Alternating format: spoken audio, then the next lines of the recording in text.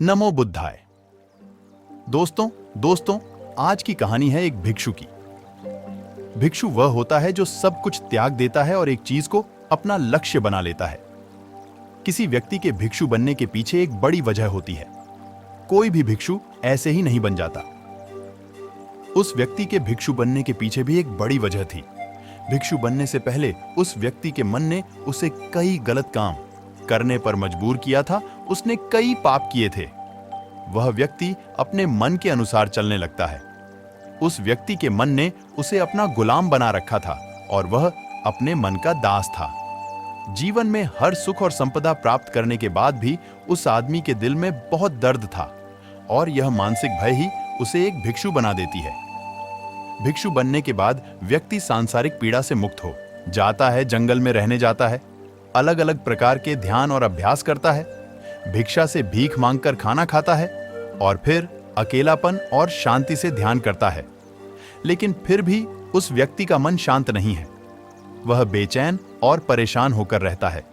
यहां एक बार समझनी चाहिए, जैसा कि हम सभी जानते हैं, ध्यान किसी भी आध्यात्मिक यात्रा या आत्म सुधार की शुरुआती चरण होता है। इसे शुरू किया जाता है जब आपका मन शांत हो, जब हमारा मन हमारी बात सुनता है। लेकिन उसे भिक्षु का मन ना तो शांत है और ना ही उसके बात सुन रहा है। उसे भिक्षु के मन में एक बात बैठ गई थी कि मन को नियंत्रित करना असंभव है। तो इस कहानी के माध्यम से समझते हैं। उसे ध्यान से सुनो दोस्तों, आप कहानी में खो जाओ। उससे पहले अगर आप चैनल पर पहली बार आए हैं तो हमारा साथ दें, चैनल को सब्सक्राइब करें, वीडियो को लाइक करें, शेयर करें। तो शुरू करते हैं।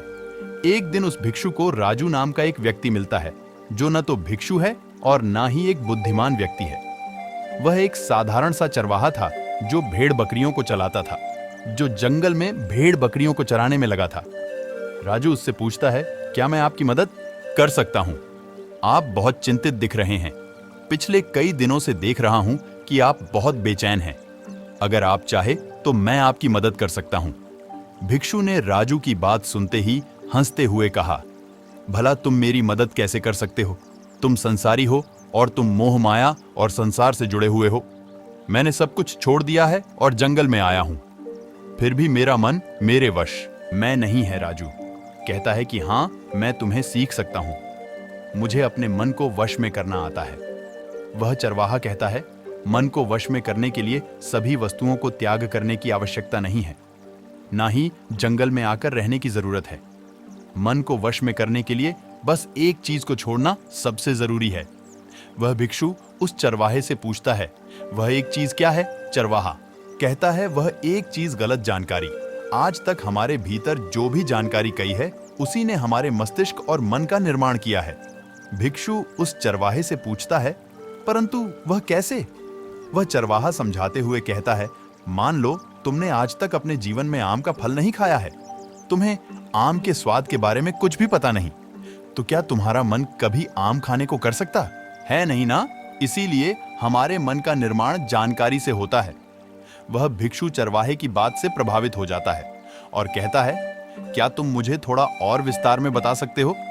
इसके बारे में राजू भिक्षु को बताता है कि अगर तुम अपने मन को नियंत्रित करना चाहते हो तो मेरी बातें ध्यान से सुनो। तुम अपने मन को नियंत्रित कर सकते हो जब तुम अपने मन की जड़ों को देख पाओगे। मन का निर्माण जानकारी से होता है और हमारे शरीर में जानकारी के 5 प्रवेश द्वार होते हैं। पहला, आंख। अपनी आंखों से जो कुछ भी देखते हो, अच्छा या बुरा, वह सब हमारे मन की याददाश्त में इकट्ठा होता रहता है। दूसरा, कान। जो कुछ भी हम अपने कानों से सुनते हैं, हमारे मन में वैसे ही बीज के रूप में बोया जाता है। तीसरा, जीभ। जिस भी चीज का स्वाद हम ले लेते हैं, वह हमारे मन की याददाश्त में अंकित हो जाता है। चौथा है नाक। जो एक बार सुगंध लेते हैं, चाहे वह सुगंधित हो या दुर्गंधित, वह हमारे मन में दर्ज होता है। और पांचवा है स्पर्श। जिस चीज को हम एक बार छू लेते हैं, स्पर्श कर देते हैं, उसकी याददाश्त हमारे मन में कहीं ना कहीं अंकित हो जाती है। इन 5 और शारीरिक द्वारों से जो भी जानकारी हमारे अंदर प्रवेश करती है, वह जानकारी बीजों के रूप में जमा हो जाती है और धीरे धीरे वृक्ष बनते हैं। हमारा मन मिट्टी की तरह है जिसमें बीज बोए जाते हैं और हमारी बुद्धि बीज बोने वाले किसान की तरह है।